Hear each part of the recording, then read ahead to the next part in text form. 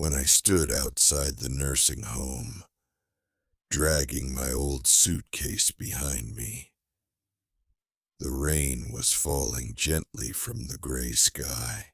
72 years of my life packed into one worn-out suitcase, yet it still felt empty.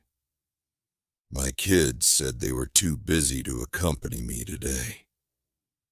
Standing there alone, my thoughts drifted back 45 years ago, when I stood in front of another doorway. But back then, I held my newborn daughter in my arms, my heart filled with joy and hope for the future. Yet now, standing at this entrance, there was only one thought echoing painfully in my mind. What have I been living for? The door slowly opened, and a young nurse in a uniform approached me with a gentle smile. "Welcome to your new home, Mr. George." I suddenly felt an unspeakable bitterness rising inside me, and tears blurred my vision. Entering my new room, I placed my suitcase down and sat quietly on the edge of the unfamiliar bed. It was so quiet. I could hear my heartbeat accelerating. After a moment's hesitation, I picked up my phone and dialed my son Mike's number. It rang for a long time before he finally answered. "Dad, I'm really busy right now. Can I call you back later?" he said quickly, hanging up before I could even respond. The silence in the room deepened again. I stared blankly out the window and suddenly missed my late wife, Anna, more than ever.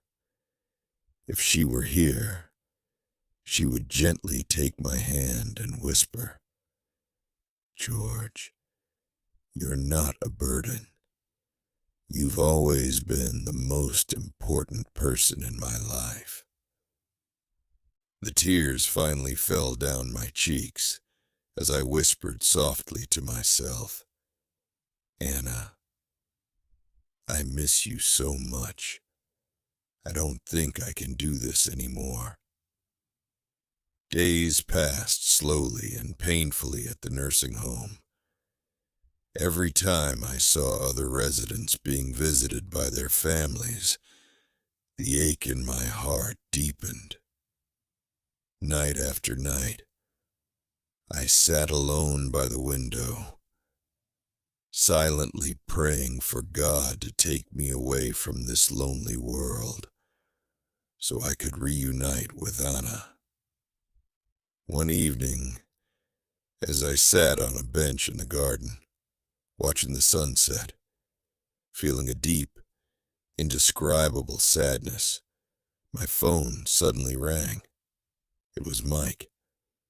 My hands trembled as I answered, carefully asking, "Mike, is that you?" "Dad," he said hesitantly. "The nursing home called. They said you haven't been doing well lately. Are you all right?" I paused, swallowing the bitter words that rose in my throat, and simply replied, "Mike, I just miss you guys a little." There was a long silence on the other end. When Mike spoke again, his voice softened slightly. "Dad, it's not that I don't care. Work has been overwhelming, and with both kids in college now, I just don't have much time. The nursing home will take good care of you." Another silence followed. My heart felt pierced by those words, but I quietly sighed and replied, "It's okay, son. I understand."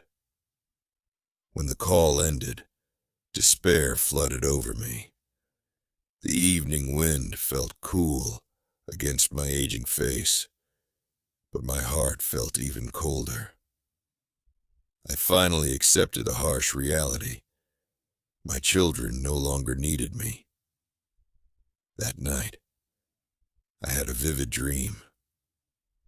I was young again, holding Anna's hand, walking by the lake with our kids. In my dream, we laughed freely. Anna smiled warmly, and our children looked at me with love and trust. I woke to find tears had soaked my pillow.